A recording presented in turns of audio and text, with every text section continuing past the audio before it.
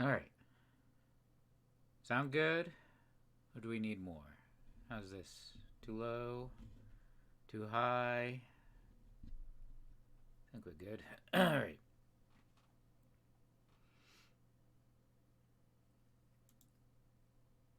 All right. We good? Am I clear?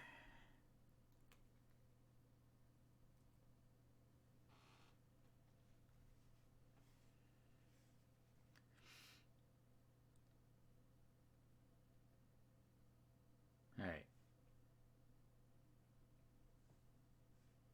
I'm just going to hope that everything is good. Let me just turn that up a little bit, maybe? There we go.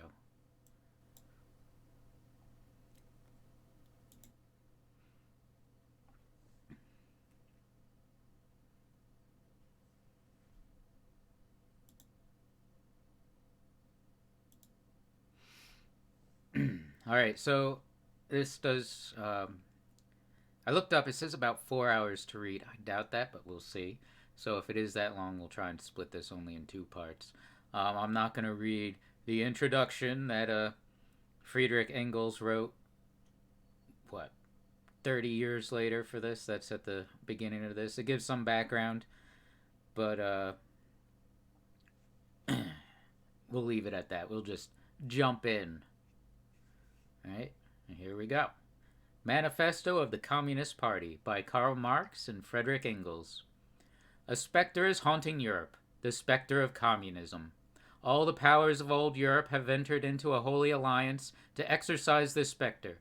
Pope and Tsar, Metternich and Guizot, French radicals and German police spies. Where is the party in opposition that has not been decried as communistic by its opponents in power? Where the opposition that has not hurled back the branding reproach of communism against the more advanced opposition parties, as well as against its reactionary adversaries? Two things result from this fact.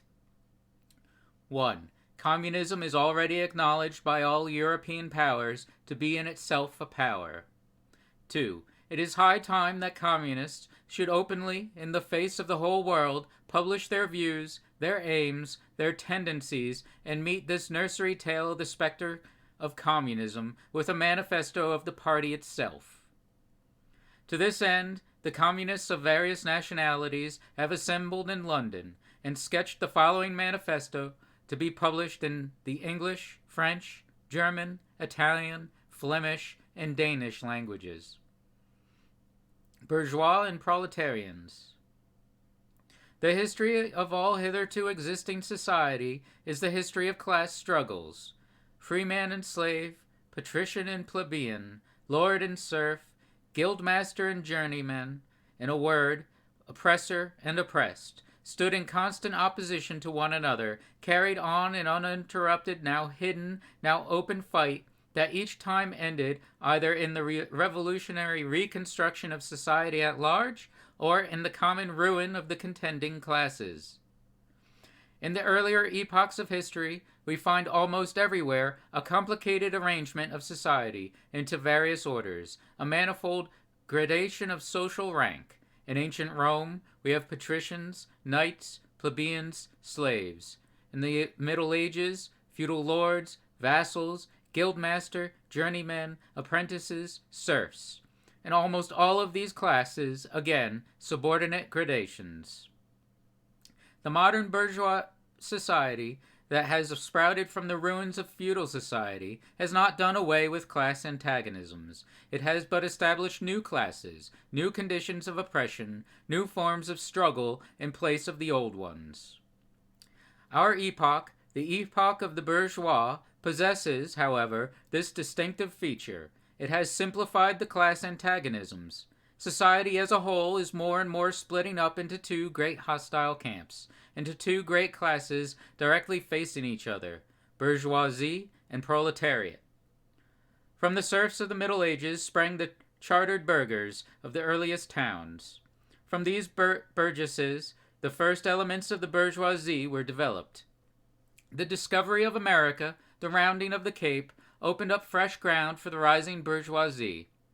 The East Indian and Chinese markets, the colonization of America, trade with the colonies, the increase in the means of exchange and in commodities generally, gave to commerce, to navigation, to industry, an impulse never before known, and thereby to the revolutionary element in the tottering feudal society, a rapid development.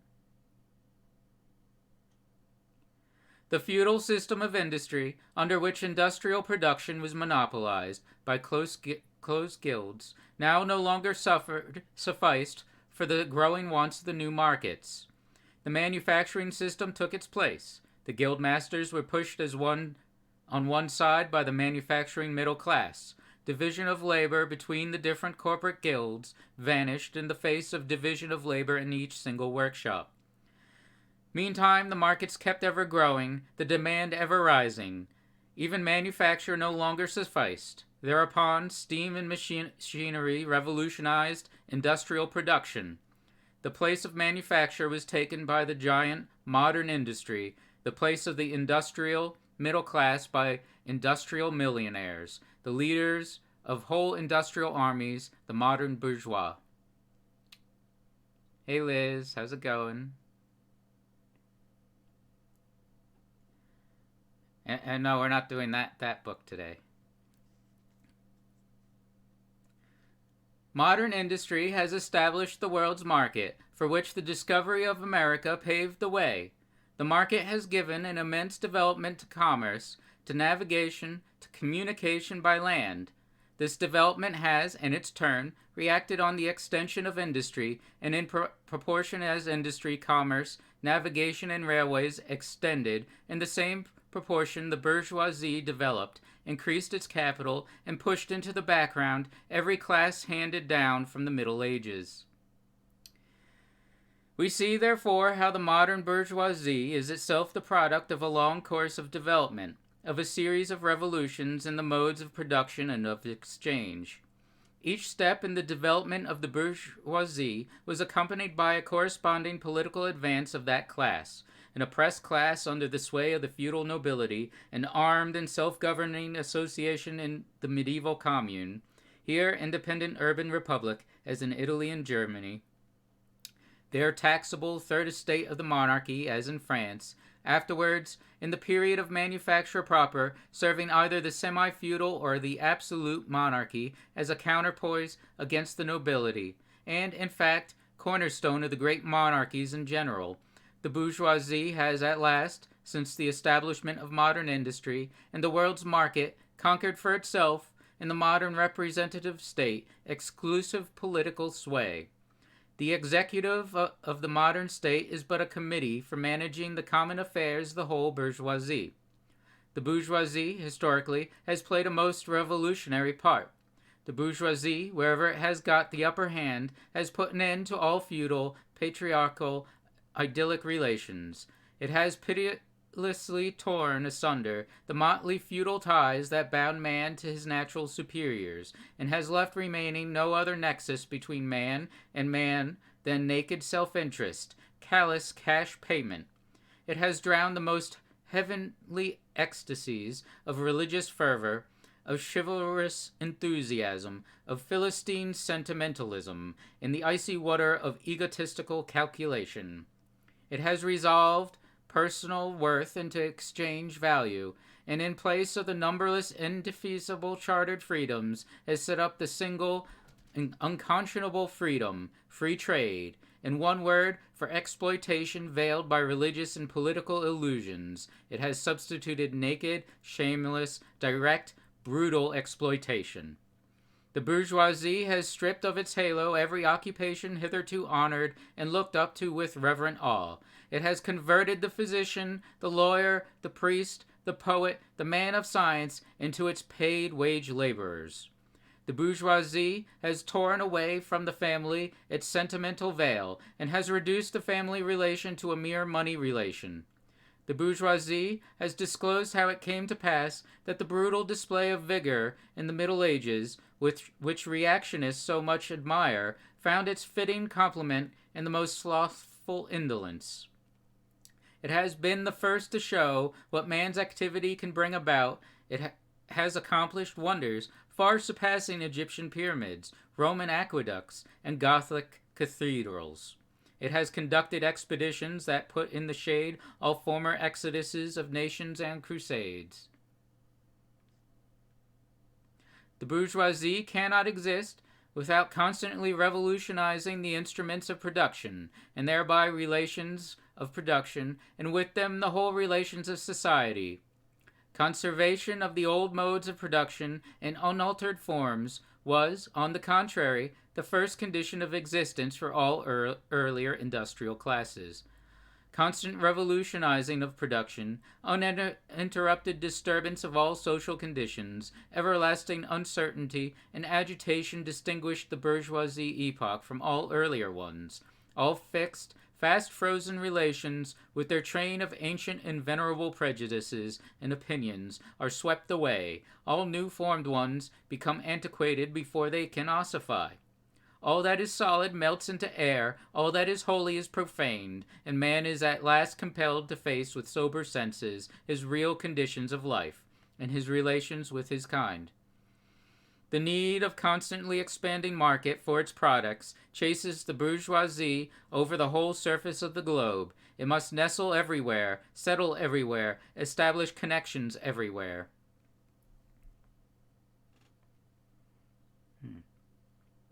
Yeah, today's good. Anytime I'm reading is a good day. The bourgeoisie has, through its exploitation of the world's market, given a cosmopolitan character to production and consumption in every country. To the great chagrin of reactionists, it has drawn from under the feet of industry the national ground on which it stood.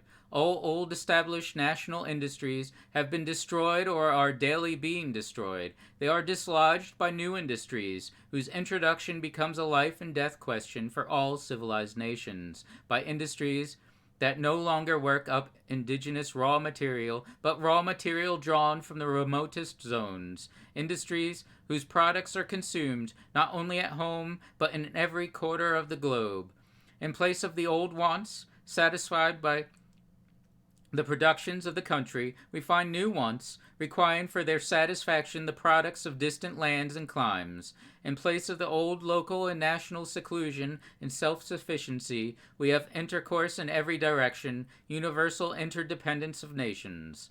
And as in material, so also in intellectual production. The intellectual creations of individual nations become common property. National one-sidedness and narrow-mindedness become more and more impossible, and from the numerous national and local literatures there arises a world literature. The bourgeoisie, by the rapid improvement of all instruments of production, by the immensely facilitated means of communication, draws all, even the most barbarian nations, into civilization.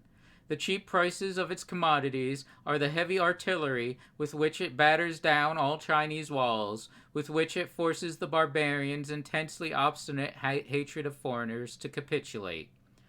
It compels all nations, on pain of extinction, to adopt the bourgeois mode of production.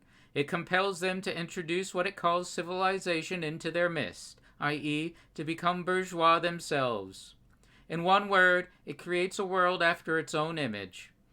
The bourgeoisie has subjected the country to the rule of the towns. It has created enormous cities, has greatly increased the urban population as compared with the rural, and has thus rescued a considerable part of the population from the idiocy of rural life.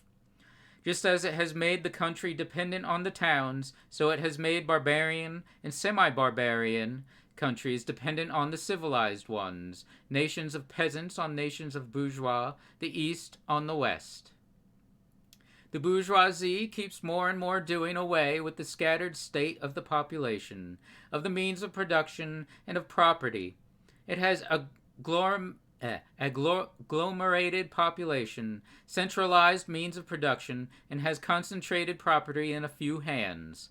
The necessary consequence of this was political centralization, independent or but loosely connected provinces with separate interests, laws, governments, and systems of taxation became lumped together into one nation, with one government, one code of laws, one national class interest, one frontier, and one customs tariff.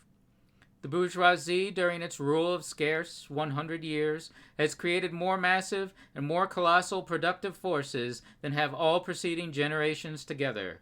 Subjection of nature's forces to man, machinery, application of chemistry to industry and agriculture, steam navigation, railways, electric telegraphs, clearing of whole continents for cultivation, canalization of rivers, whole populations conjured out of the ground.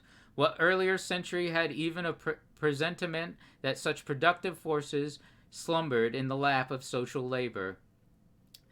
We see then the means of production and of exchange on whose foundation the bourgeoisie built itself up were generated in feudal society. At a certain stage in the development of these means of production and of exchange, the conditions under which feudal society produced and exchanged the feudal organization of agriculture and manufacturing industry, in one word, the feudal relations of property, became no longer compatible with the already developed productive forces. They became so many fetters, they had to be burst asunder.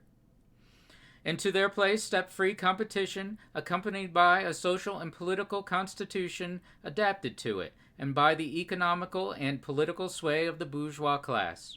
A similar movement is going on before our own eyes. Modern bourgeois society, with its relations of production, of exchange, and of property, a society that has conjured up such gigantic means of production and of exchange, is like the sorcerer, who is no longer able to control the powers of the netherworld, whom he has called up by his spells.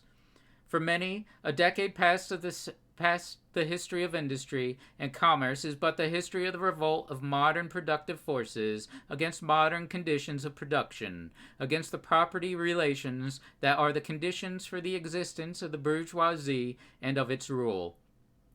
It is enough to mention the commercial crisis that by their periodical return put on its trial, each time more threateningly, the existence of the bourgeois society. In these crises, a great part not only of the existing products, but also of the previously created productive forces is periodically destroyed. In these crises there breaks out an epidemic that, in all earlier epochs, would have seemed an absurdity. The epidemic of overproduction. Society suddenly finds itself put back into a state of momentary barbarism. It appears as if a famine, a universal war of devastation, had cut off the supply of every means of subsistence. Industry and commerce seem to be destroyed. And why? Because there is too much civilization, too much means of subsistence, too much industry, too much commerce. The productive forces at the disposal of society no longer tend to further the development of the conditions of bourgeois property. On the contrary, they have become too powerful for these conditions, by which they are fettered, and so soon as they overcome these fetters, they bring disorder into the whole of bourgeois society, endanger the existence of bourgeois property. The conditions of bourgeois society are too narrow to comprise the wealth created by them. And how does the bourgeoisie get over these crises? On the one hand, by enforced destruction of a mass of productive forces. On the other, by the conquest of new markets, and by the more thorough exploitation of the old ones, that is to say, by paving the way for more extensive and more destructive crises, and by diminishing the means whereby crises are prevented. The weapons with which the bourgeoisie felled feudalism to the ground are now turned against the bourgeoisie itself. But not only has the bourgeoisie forged the weapons that bring death to itself, it has also called into existence the men who are to wield those weapons, the modern working class, the proletarians. In proportion as the bourgeoisie, i.e., capital, is developed, in the same proportion is the proletariat. The modern working class developed a class of laborers who live only so long as they find work, and who find work only so long as their labor increases capital. These laborers, who must sell themselves piecemeal, are a commodity, like every other article of commerce, and are consequently exposed to all the vicissitudes of competition, to all the fluctuations of the market. That is correct. It is bourgeoisie is quite French. Owing to the extensive use of machinery and to the division of labor, the work of the proletarians has lost all individual character and consequently all charm for the workman. He becomes an appendage of the machine, and it is only the most simple, most monotonous, and most easily acquired knack that is required of him. Hence the cost of production of a workman is restricted almost entirely to the means of subsistence that he requires for his maintenance and for the propagation of his race. But the price of a commodity, and therefore also of labor, is equal, in the long run, to its cost of production, and proportion therefore, as the repulsiveness of the work increases, the wage decreases. Nay, more, in proportion as the use of machinery and division of labor increases, in the same proportion the burden of toil also increases, whether by prolongation of the working hours, by increase of the work exacted in a given time, or by increased speed of the machinery itself. Modern industry has converted the little workshop of the patriarchal master into the great factory of the industrial capitalist. Masses of laborers, crowded into the factory, are organized like soldiers. As privates of the industrial army, they are placed under the command of a perfect hierarchy of officers and sergeants. Not only are they slaves of the bourgeois class and of the bourgeois state, they are daily and hourly enslaved by the machine, by the overseer, and above all, by the individual bourgeois manufacturer himself. The more openly this despotism proclaims gain to be its end and aim, the more petty, the more hateful, and the more embittering it is.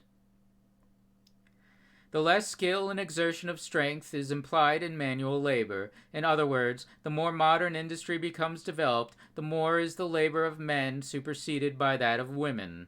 Differences of age and sex have no longer any distinctive social validity for the working class.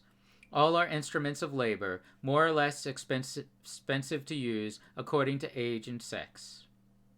No sooner is the exploitation of the laborer by the manufacturer so far at an end that he receives his wages in cash than he is set upon by the other portions of the bourgeoisie, the landlord, the shopkeeper, the pawnbroker, etc.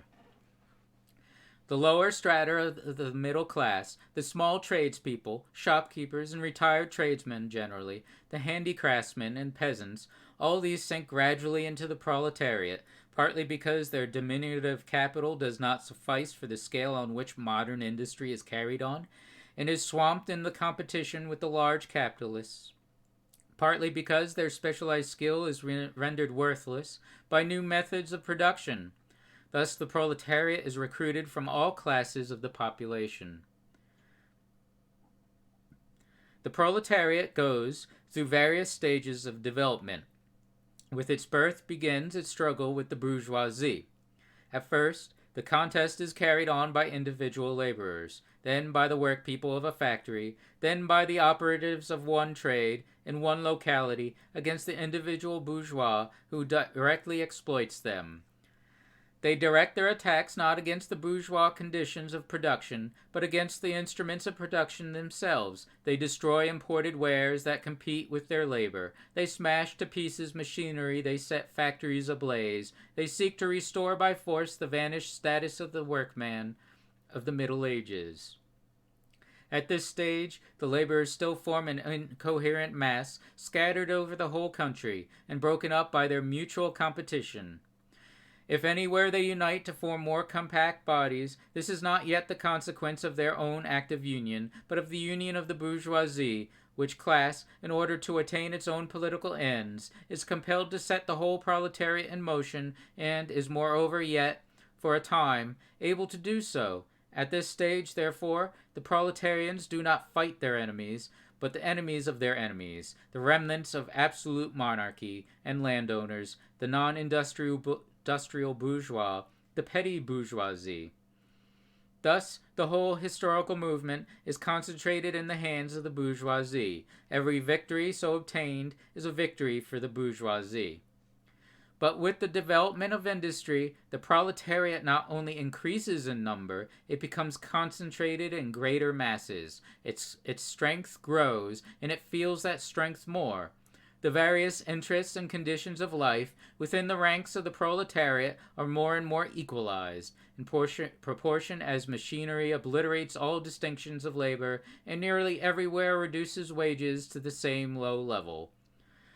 The growing competition among the bourgeois and the resulting commercial crises makes the wages of the workers ever more fluctuating.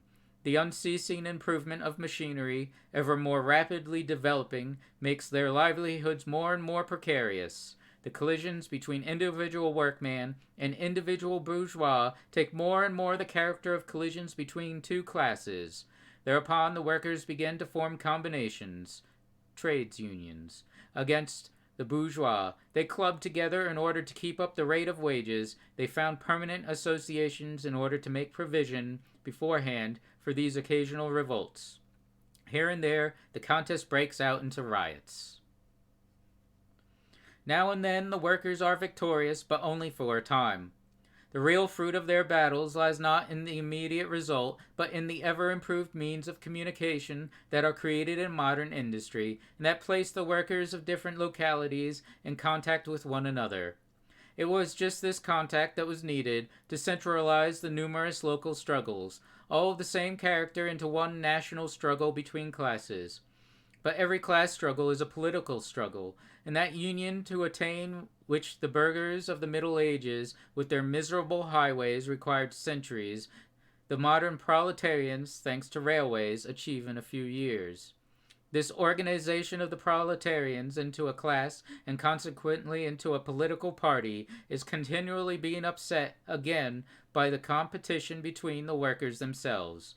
But it ever rises up again, stronger, firmer, mightier. It compels legislative recognition of particular interests of the workers by taking advantage of the divisions among the bourgeoisie itself. Thus, the 10 Hours Bill in England was carried.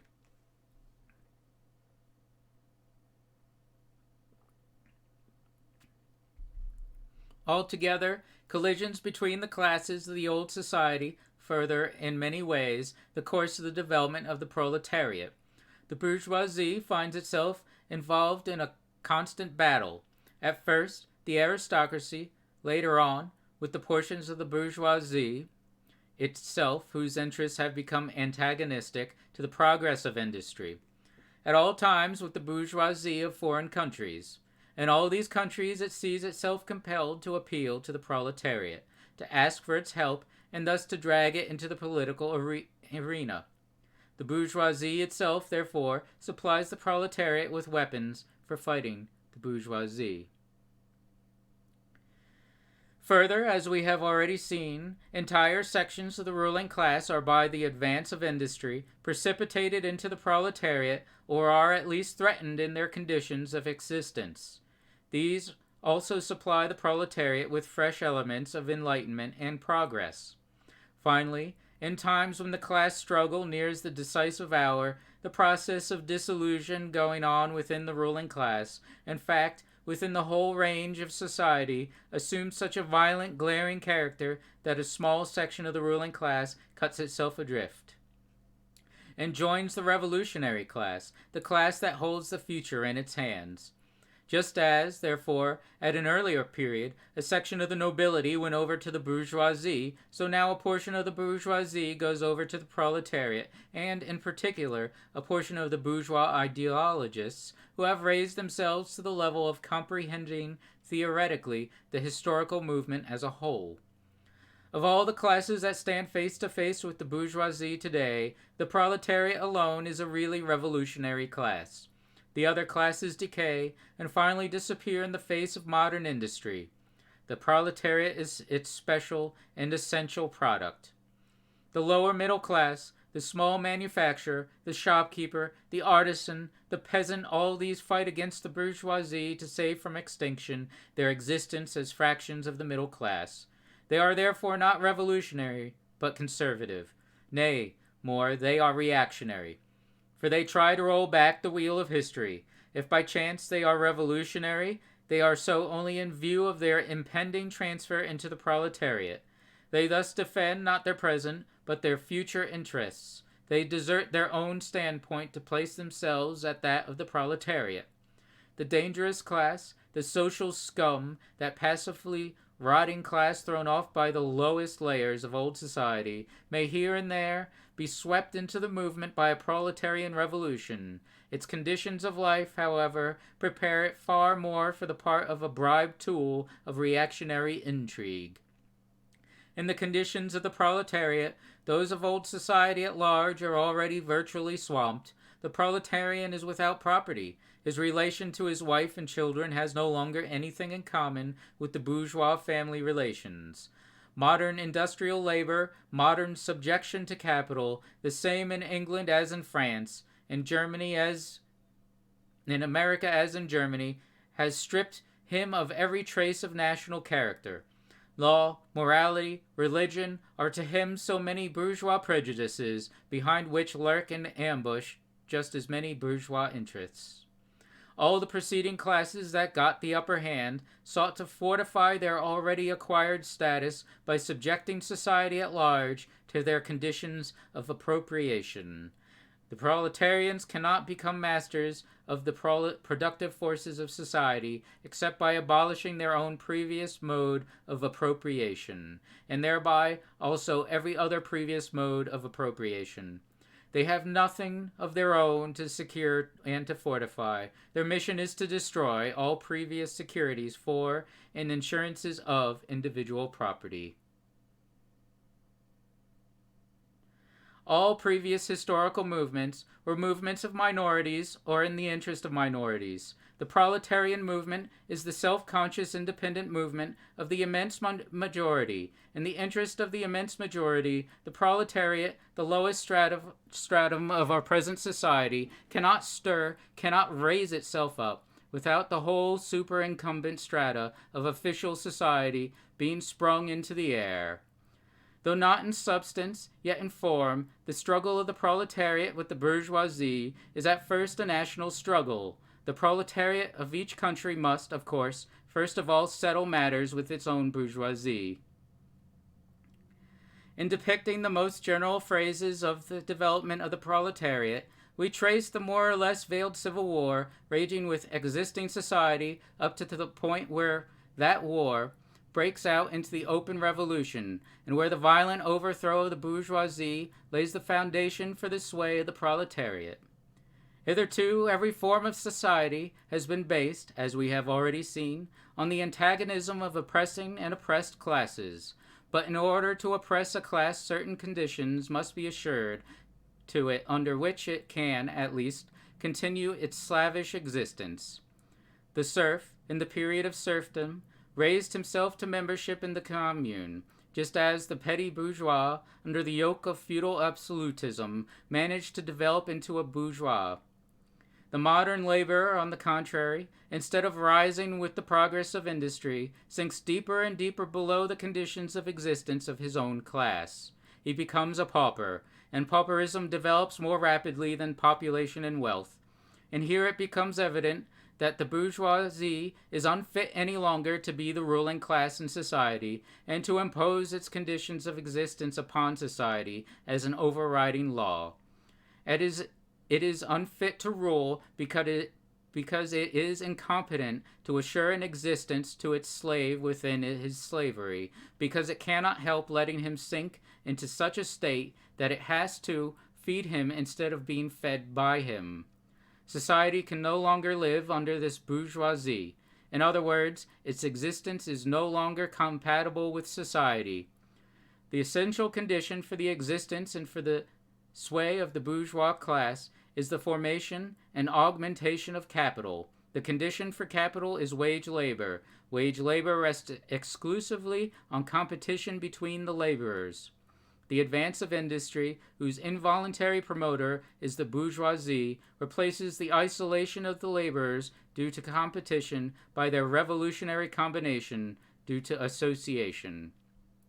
The development of modern industry, therefore, cuts from under its feet the very foundation on which the bourgeoisie produces and appropriates products. What the bourgeoisie therefore produces, above all, are its own gravediggers. Its fall and the victory of the proletariat are equally inevitable.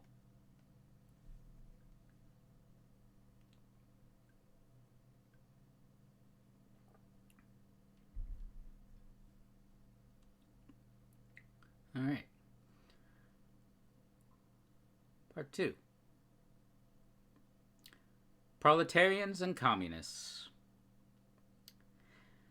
In what relation do the Communists stand to the proletarians as a whole?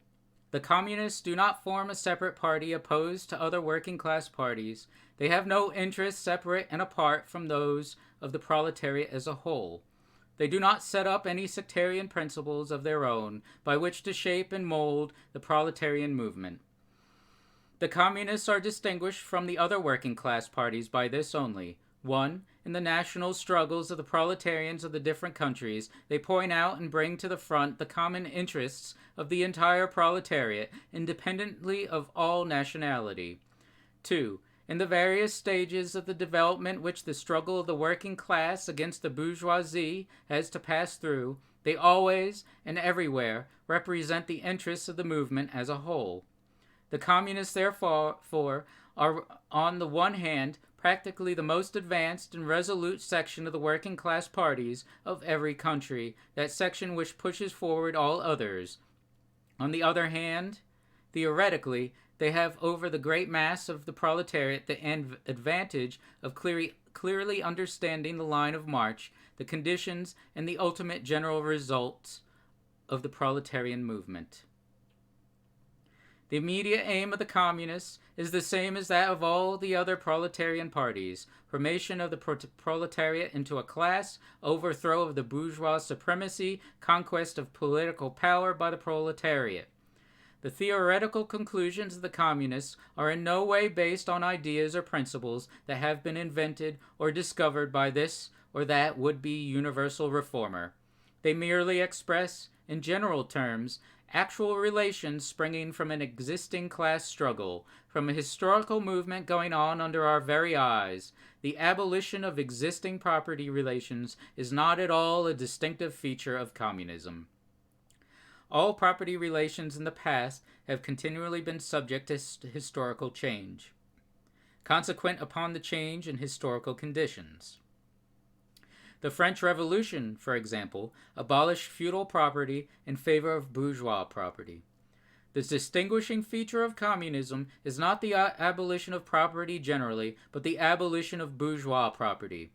But modern bourgeois property is the final and most complete expression of the system of producing and appropriating products that is based on class antagonisms, on the exploitation of the many by the few. In this sense, the theory of communists may be summed up in the single sentence: abolition of private property. We communists have been reproached with the desire of abolishing the right of personally acquiring property as the fruit of a man's own labor, which property is alleged to be the groundwork of all personal freedom, activity, and independence. Hard-won, self-acquired, self-earned property. Do you mean the property of the petty artisan and of the small peasant, a form of property that preceded the bourgeois form? There is no need to abolish that. The development of industry has to great extent already destroyed it, and it is still destroying it daily. Or do you mean modern bourgeois private property? But does wage labor create any property for the laborer? Not a bit. It creates capital, i.e., that kind of property which exploits wage labor and which cannot increase except upon condition of begetting a new supply of wage labor for fresh exploitation. Property in its present form is based on the antagonism of capital and wage labor. Let us examine both sides of this antagonism.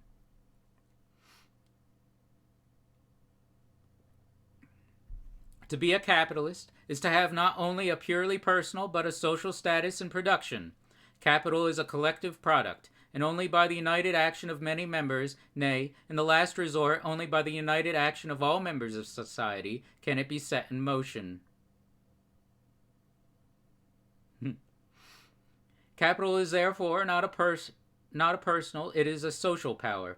When therefore capital is converted into common property and to the property of all members of society, personal property is not thereby transformed into social property.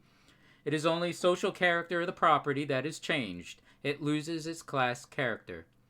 Let's now take wage labor. The average price of wage labor is the minimum wage, i.e., that quantum of the means of subsistence, which is absolutely requisite to keep the laborer in bare existence as a laborer. What therefore the wage laborer appropriates by means of his labor merely suffices to prolong and reproduce a bare existence. We by no means intend to abolish this personal appropriation of the products of labor, an appropriation that is made for the maintenance and reproduction of human life, and that leaves no surplus wherewith to command the labor of others. All that we want to do away with is the miserable character of this appropriation, under which the laborer lives merely to increase capital, and is allowed to live only in so far as the interest of the ruling class requires it. In bourgeois society, living labor is but a means to increase accumulated labor. In communist society, accumulated labor but a means to widen, to enrich, to promote the existence of the laborer. In bourgeois society, therefore, the past dominates the present.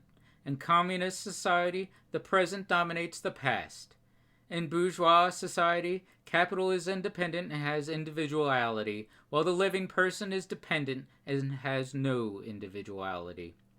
And the abolition of this state of things is called by the bourgeois abolition of individuality and freedom. And rightly so. The abolition of bourgeois individuality, bourgeois independence, and bourgeois freedom is undoubtedly aimed at. By freedom is meant, under the present bourgeois conditions of production, free trade, free selling, and buying. But if selling and buying disappears, free selling and buying disappears also. This talk about free selling and buying, and all the other brave words of our bourgeoisie about freedom in general, have a meaning, if any, only in contrast with restricted selling and buying, with the fettered traders of the Middle Ages, but have no meaning when opposed to the communistic abolition of buying and selling, of the bourgeois conditions of production, and of the bourgeoisie itself. You are horrified at our intending to do away with private property, but in your existing society, private property is already done away with for 9/10 of the population. Its existence for the few is solely due to its non-existence in the hands of those 9/10. You reproach us, therefore, with intending to do away with a form of property, the necessary condition for whose existence is the non-existence of any property for the immense majority of society. In one word, you reproach us with intending to do away with your property. Precisely so. That is just what we intend. From the moment when labor can no longer be converted into capital, money or rent into a social power capable of being monopolized, i.e., from the moment when individual property can no longer be transformed into bourgeois property, into capital, from that moment, you say, individuality vanishes. You must therefore confess that by individual you mean no other person than the bourgeois, than the middle-class owner of property. This person must indeed be swept out of the way and made impossible. Communism deprives no man of the power to appropriate the products of society. All that it does is deprive him of the power to subjugate the labor of others by means of such appropriation. It has been objected that upon the abolition of private property, all work will cease, and universal laziness will overtake us. According to this, bourgeois society ought long ago to have gone to the dogs through sheer idleness. For those of its members who work acquire nothing, and those who acquire anything do not work. The whole of this objection is but another expression of tautology, that there can no longer be any wage labor when there is no longer any capital. All objections against the communistic mode of producing and appropriating material products have, in the same way, been urged against the communistic modes of producing and appropriating intellectual products. Just as to the bourgeois the disappearance of class property is the disappearance of production itself, so the disappearance of class culture is to him identical with the disappearance of all culture. That culture, the loss of which he laments, is, for the enormous majority, a mere training to act as a machine. But don't wrangle with us so long as you apply to our intended abolition of bourgeois property the standard of your bourgeois notions of freedom, culture, law, etc. Your very ideas are but the outgrowth of the conditions of your bourgeois production and bourgeois property, just as your jurisprudence is but the will of your class made into a law for all, a will whose essential character and direction are determined by the economical conditions of existence of your class.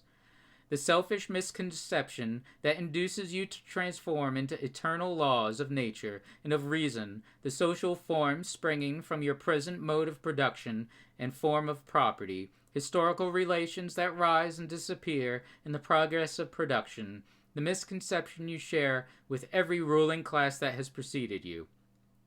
What you see clearly in the case of ancient property, what you admit in the case of feudal property, you are of course forbidden to admit in the case of your own bourgeois form of property. Abolition of the family, even the most radical flare-up at this infamous proposal of the communists.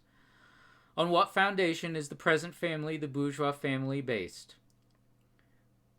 On capital, on private gain. In its completely developed form, this family exists only among the bourgeoisie. But this state of things finds its complement in the practical absence of the family among the proletarians and in public prostitution. The bourgeois family will vanish as a matter of course when its complement vanishes, and both will vanish with the vanishing of capital. Do you charge us with wanting to stop the exploitation of children by their parents? To this crime we plead guilty. But you will say we destroy the most hallowed of relations when we replace home education by social. And your education, is not that also social and determined by the social conditions under which you educate, by the intervention of direct or indirect of society by means of schools, etc.? The communists have not invented the intervention of society in education. They do but seek to alter the character of that intervention and to rescue education from the influence of the ruling class. The bourgeois claptrap about the family and education, about the hallowed co-relation of parent and child, become all the more disgusting, as by the action of modern industry all family ties among the proletarians are torn asunder and their children transformed into simple articles of commerce and instruments of labor. But you communists would introduce community of women, screams the whole bourgeoisie in chorus. The bourgeois see in his wife a mere instrument of production. He hears that the instruments of production are to be exploited in the common, and naturally can come to no other conclusion than that the lot of being common to all will likewise fall to the women. He has not even a suspicion that the real point aimed at is to do away with the status of women as mere instruments of production. For the rest, nothing is more ridiculous than the virtuous indignation of our bourgeois at the community of women which they pretend is to be openly and officially established by the communists. The communists have no need to introduce community of women. It has existed almost from time immemorial.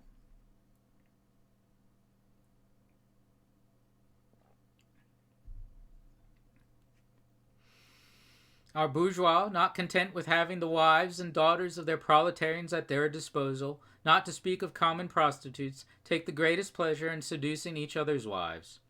Bourgeois marriage is in reality a system of wives in common, and thus, at the most, what the communists might possibly be reproached with is that they desire to introduce, in substitution for a hypocritically concealed and openly legalized community of women.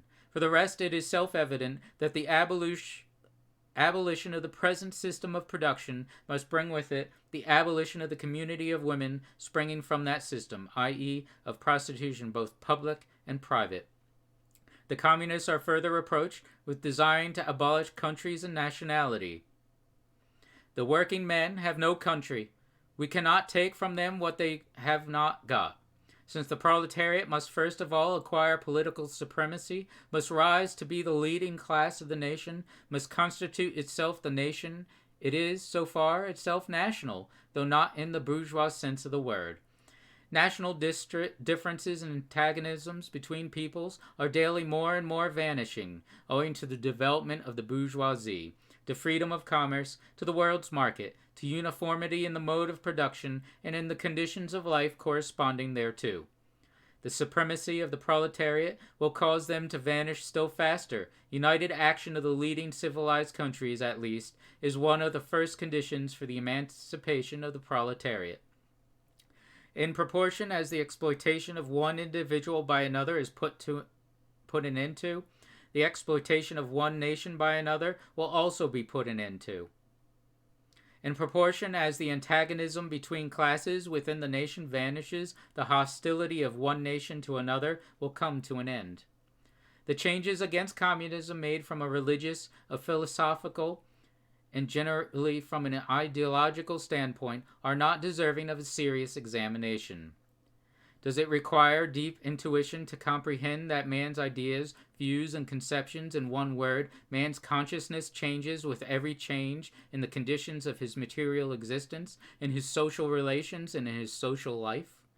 What else does the history of ideas prove than that intellectual production changes its character in proportion as material production is changed? The ruling ideas of each age have ever been the ideas of its ruling class. When people speak of ideas that revolutionize society, they do but express the fact that within the old society, the elements of a new one have been created, and that the dissolution of the old ideas keeps even pace with the dissolution of the old conditions of existence.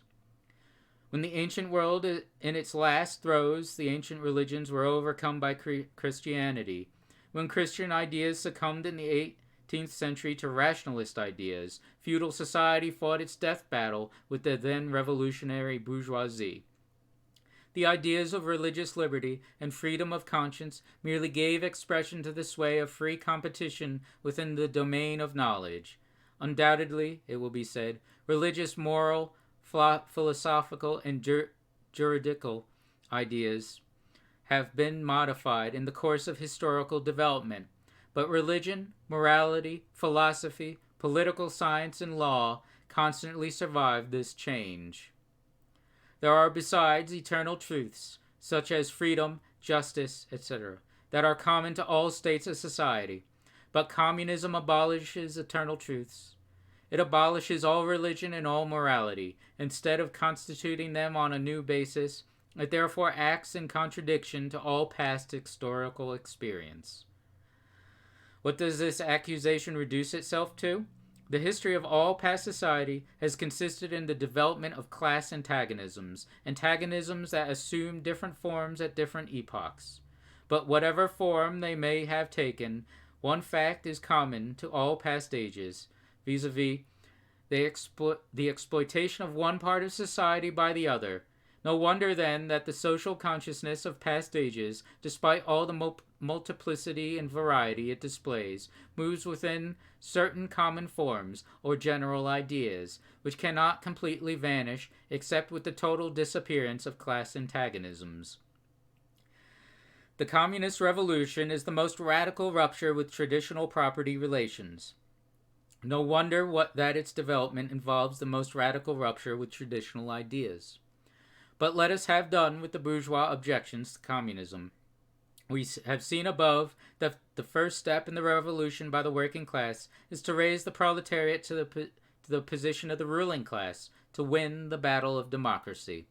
The proletariat will use its political supremacy to wrest by degrees all capital from the bourgeoisie, to centralize all instruments of production in the hands of the state, i.e., of the proletariat, organized as the ruling class, and to increase the total of productive forces as rapidly as possible. Of course, in the beginning, this cannot be effected except by means of despotic inroads on the rights of property and on the conditions of bourgeois production, by means of measures, therefore, which appear economically insufficient and untenable, but which, in the course of the movement, outstrip themselves, necessitate further inroads upon the old social order, and are unavoidable as a means of entirely revolutionizing the mode of production. These measures will, of course, be different in different countries. Nevertheless, in the most advanced countries, the following will pretty generally be be pretty generally applicable. 1. Abolition of property in land and application of all rents of land to public purposes. 2. A heavy, progressive, or graduated income tax. 3. Abolition of all right of inheritance. 4. Confiscation of the property of all immigrants and rebels. 5. Centralization of credit in the hands of the state by means of a national bank with state capital and an exclusive monopoly. 6. Centralization of the means of communication and transport in the hands of the state. 7. Extension of factories and instruments of production owned by the state, the bringing into cultivation of wastelands, and the improvement of the soil generally in accordance with a common plan. 8. Equal liability of all to labor, establishment of industrial armies, especially for agriculture. 9. Combination of agriculture with manufacturing industries, gradual abolition of the distinction between town and country by a more equitable distribution of the population over the country. 10. Free education for all children in public schools, abolition of children's factory labor in its present form, combination of education with industrial production, etc., etc. When in the course of development class distinctions have disappeared and all production has been concentrated in the hands of a vast association of the whole nation, the public power will lose its political character. Political power, properly so called, is merely the organized power of one class for oppressing another. If the proletariat, during its contest with the bourgeoisie, is compelled by the force of circumstances to organize itself as a class, if by means of a revolution it makes itself the ruling class and, as such, sweeps away by force the old conditions of production, then it will, along with these conditions, have swept away the conditions for the existence of class antagonisms and of classes generally, and will thereby have abolished its own supremacy as a class. In place of the old bourgeois society with its classes and class antagonisms, we shall have an association in which the free development of each is the condition for the free development of all.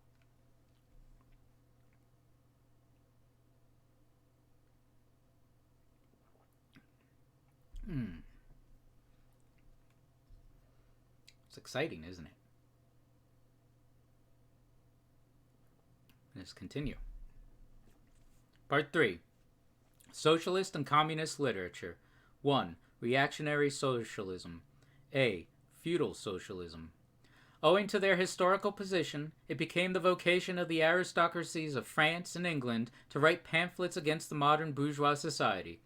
In the French Revolution of July 1830 and in the English Reform agitation, these aristocracies again succumbed to the hateful upstart.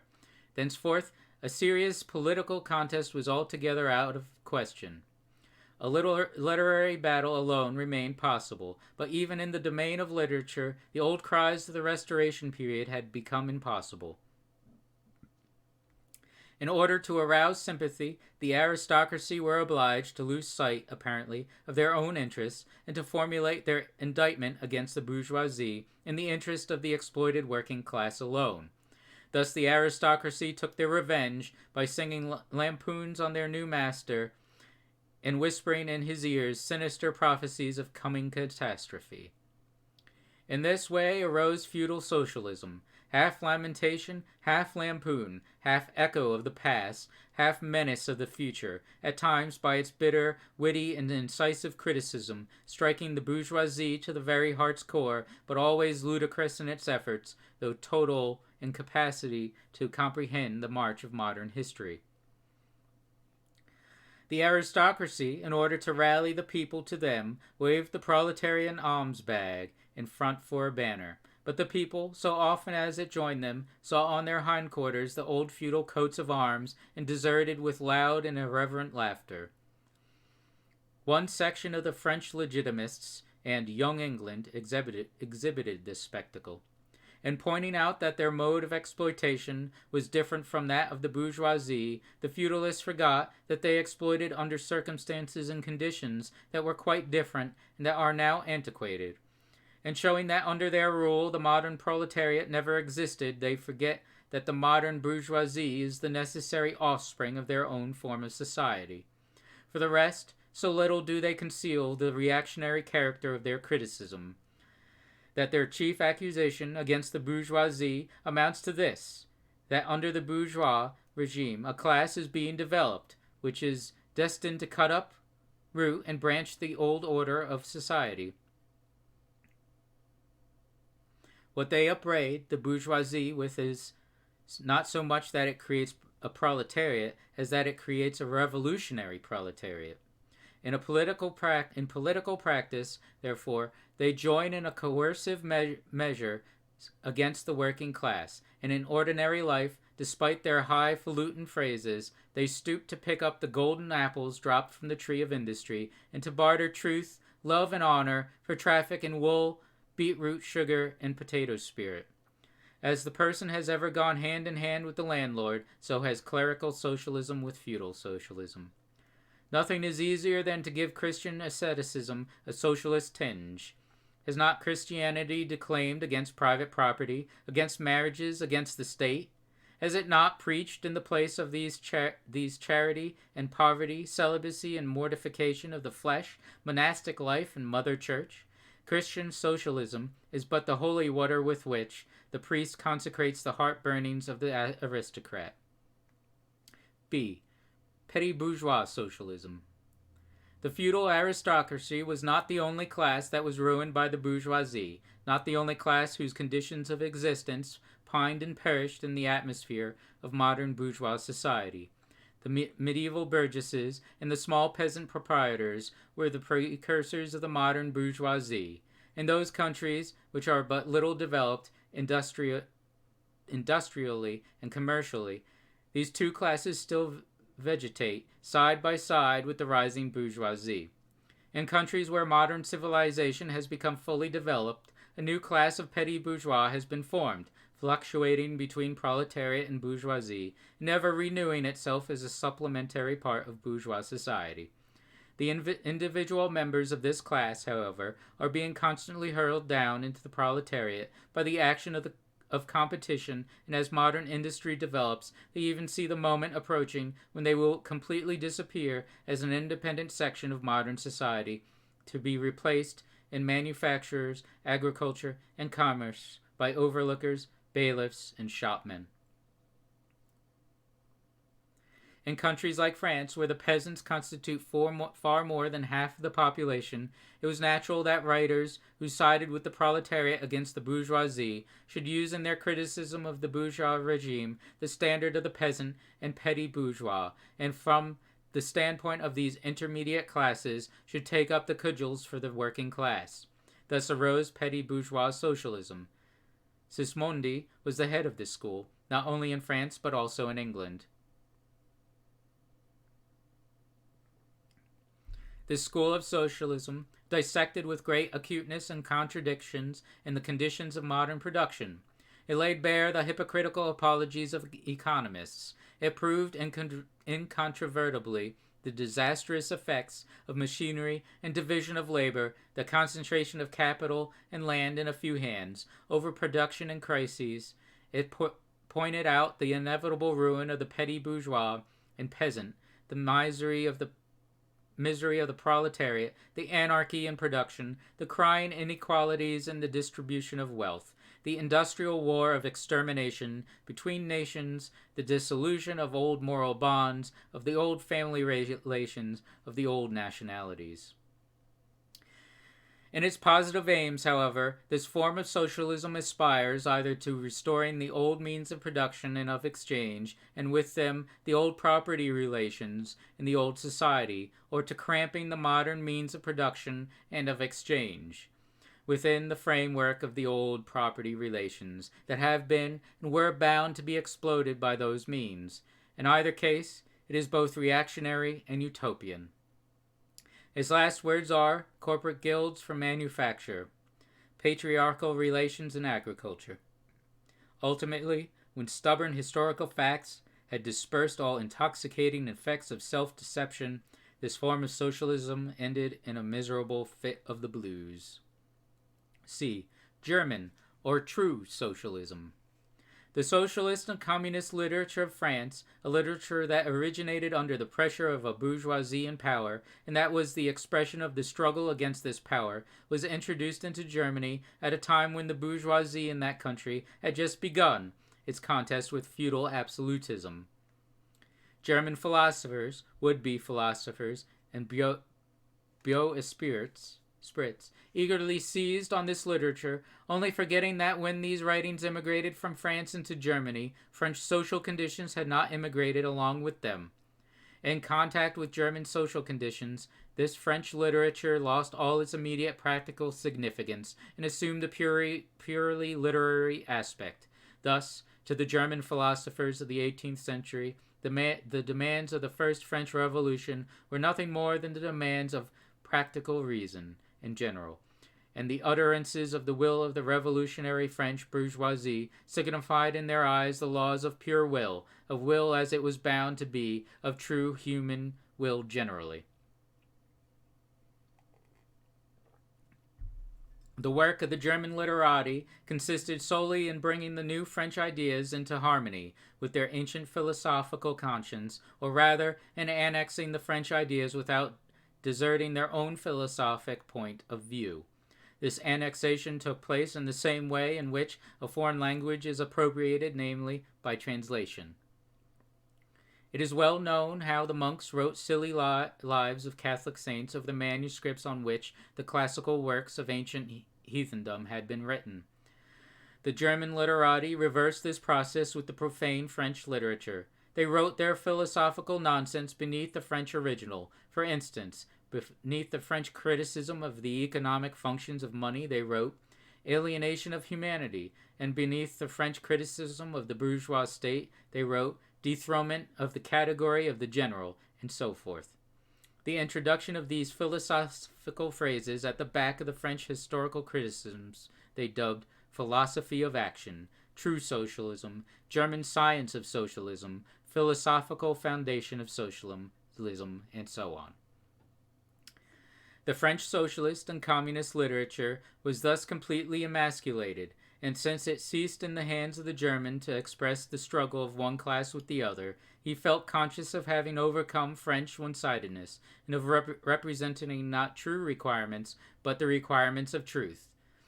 Not the interests of the proletariat, but the interests of human nature, of man in general, who belongs to no class, has no reality, and exists only in the misty realm of philosophical fantasy. This German socialism, which took its schoolboy task so seriously and solemnly, and extolled its poor stock in trade in such mountebank fashion, meanwhile gradually lost its pedantic innocence. The fight of the German, and especially of the Prussian bourgeoisie, against feudal aristocracy and absolute monarchy, in other words, the liberal movement, became more earnest.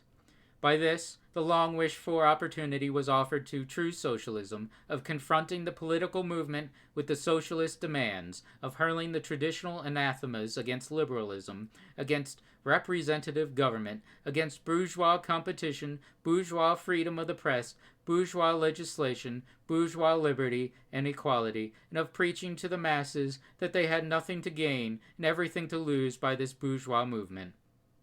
German socialism forgot, in the nick of time, that the French criticism, whose silly echo it was, presupposed the existence of modern bourgeois society, with its corresponding economic conditions of existence, and the political constitution adapted thereto, the very thing whose attainment was the object of the pending struggle in Germany. To the absolute governments, with their following of parsons, professors, country squires, and officials, it served as a welcome scarecrow against the threatening bourgeoisie.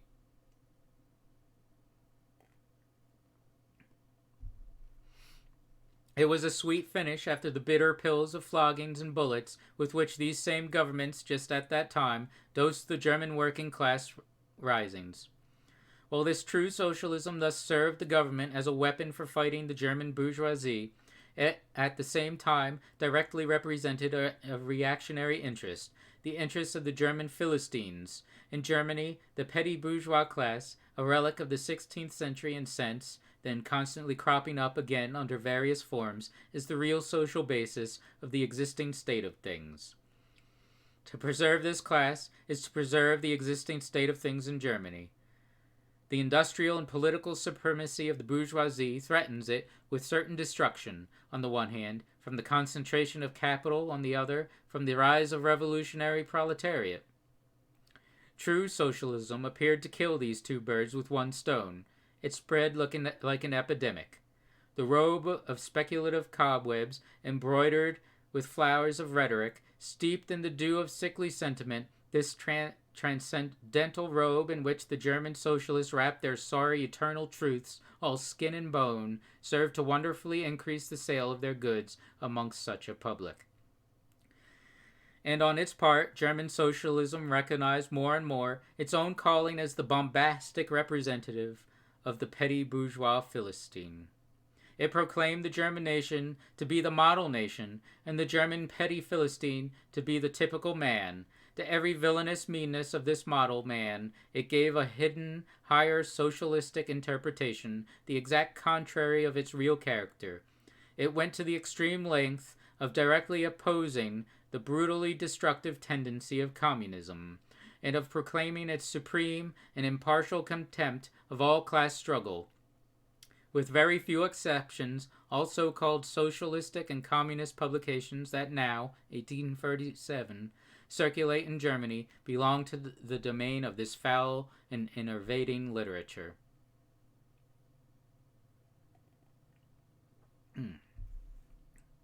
2. Conservative or bourgeois socialism. A part of the bourgeoisie is desirous of redressing social grievances in order to secure the continued existence of bourgeois society. To this section belongs economists, philanthropists, humanitarians, improvers of the condition of the working class, organizers of charity, members of societies for the prevention of cruelty to animals, temperance fanatics, hole and corner reformers of every imaginable kind. This form of socialism has, moreover, been worked out into complete systems. We may, excuse me, we may cite Proudhon's philosophy de la, it's all blanked out, as an example of this form. The socialistic bourgeois want all the advantages of modern social conditions without the struggle and dangers necessarily resulting therefrom. They desire the existing state of society minus its revolutionary and disintegrating elements. They wish for a bourgeoisie without a proletariat. The bourgeoisie naturally conceives the world in which it is supreme to be the best, and bourgeois socialism develops this comfortable conception into various more or less complete systems. In requiring the proletariat to carry out such a system, and thereby to march straight away into the social New Jerusalem, but requires in reality that the proletariat should remain within the bounds of existing society, but should cast away all its hateful ideas concerning the bourgeoisie. A second and more practical, but less systematic form of this socialism sought to depreciate every revolutionary movement in the eyes of the working class by showing that no mere political reform, but a change in the material conditions of existence in economical relations could be of any advantage to them. By changes in the material conditions of existence, this form of socialism, however, by no means understands abolition of the bourgeois relations of production, an abolition that can be effected only by a revolution, but administrative reforms based on the continued existence of these relations, reforms, therefore, that in no respect affect the relations between capital and labor, but at the best lessen the cost and simplify the administrative work of the bourgeois government. Bourgeois socialism attains adequate expression when and only when it becomes a mere figure of speech. Free trade, for the benefit of the working class. Protective duties, for the benefit of the working class. Prison reform, for the benefit of the working class. This is the last word and the only seriously meant word of bourgeois socialism. It is summed up in the phrase, "The bourgeois is a bourgeois for the benefit of the working class." 3. Critical utopian socialism and communism. We do not here refer to that literature which, in every great modern revolution, has always given voice to the demands of the proletariat, such as the writings of Babeuf and others.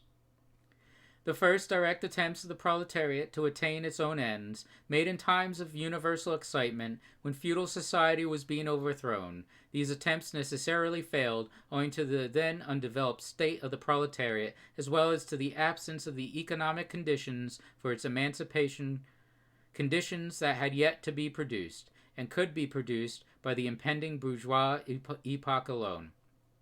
The revolutionary literature that accompanied these first movements of the proletariat had necessarily a reactionary character. It inculcated universal asceticism and social leveling in its crudest form. The socialist and communist systems, properly so called, those of St. Simon, Fourier, Owen, and others, sprang into existence in the early undeveloped period described above, of the struggle between proletariat and bourgeoisie. See Section 1, Bourgeoisie and Proletariat. The founders of these systems see, indeed, the class antagonisms as well as the action of the decomposing elements in the prevailing form of society. But the proletariat as yet, in its infancy, offers to them the spectacle of a class without any historical initiative or any independent political movement. Since the development of class antagonism keeps even pace with the development of industry, the economic situation, as they find it, does not as yet offer to them the material conditions for the emancipation of the proletariat. They therefore search after a new social science, after new social laws that are to create these conditions. Historical action is to yield to their personal inventive action, historically created conditions of emancipation to fantastic ones in the gradual spontaneous class organization of the proletariat to an organization of society specially contrived by these inventors. Future history resolves itself in their eyes into the propaganda and the practical carrying out of their social plans. In the formation of their plans, they are conscious of caring chiefly for the interest of the working class, as being the most suffering class. Only from the point of view of being the most suffering class does the proletariat exist for them. The undeveloped state of the class struggle, as well as their own surroundings, cause socialists of this kind to consider themselves far superior to all class antagonisms. They want to improve the condition of every member of society, even that of the most favored. Hence, they habitually appeal to society at large, without distinction of class, nay, by preference to the ruling class. For how can people, when once they understand their system, fail to see in it the best possible plan of the best possible state of society? Hence they reject all political and especially all revolutionary action. They wish to attain their ends by peaceful means, and endeavor by small experiments, necessarily doomed to failure, and by the force of example, to pave the way for the new social gospel. Such fantastic pictures of future society, painted at a time when the proletariat is still in a very undeveloped state, and has but a fantastic conception of its own position, correspond with the first instinctive yearnings of that class for a general reconstruction of society. But these socialist and communist publications contain also a critical element. They attack every principle of existing society, hence they are full of the most valuable material for the enlightenment of the working class.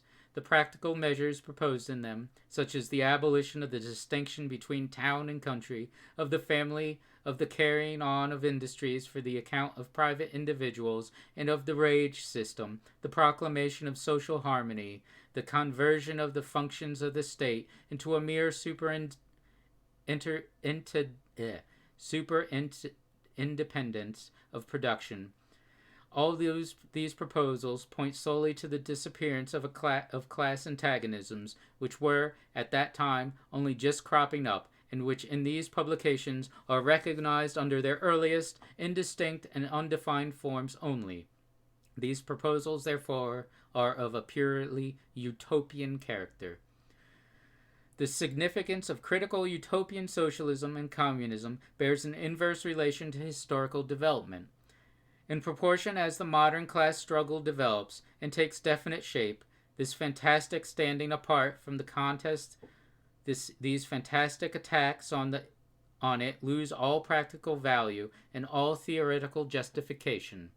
Therefore, although the originators of these systems were, in many respects, revolutionary, their disciples have in every case formed mere reactionary sects.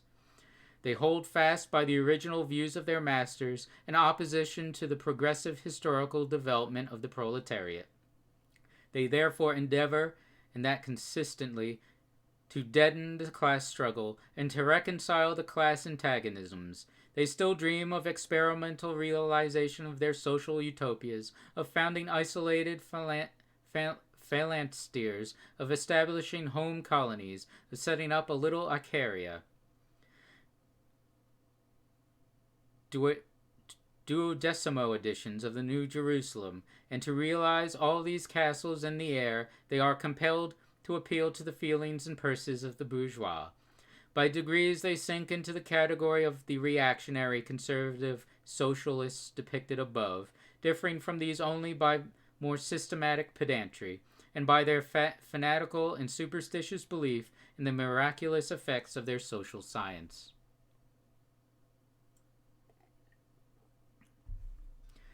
They therefore violently oppose all political action. On the part of the working class, such action, according to them, can only result from blind unbelief in the new gospel. The Owenites in England and the Fourierists in France respectively oppose the Chartists and Reformistas.